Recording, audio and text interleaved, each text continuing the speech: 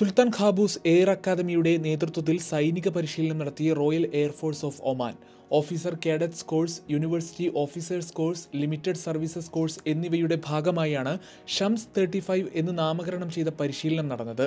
Dakhiliya ഗവർണറേറ്റിലെ ഗ്രൗണ്ടിൽ നടന്ന ചടങ്ങിൽ Oman royal air force commander air vice marshal Khamis bin Hammad al Ghafri മുഖ്യാതിഥിയായി.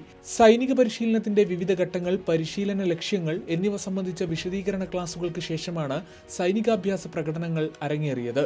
സൈനിക പരിശീലനത്തിലെ ഉന്നത നിലവാരവും ഉത്സാഹവും വിലയിരുത്തിയ Khamis bin Hammad al Ghafri സൈനികരെ പ്രശംസിച്ചു.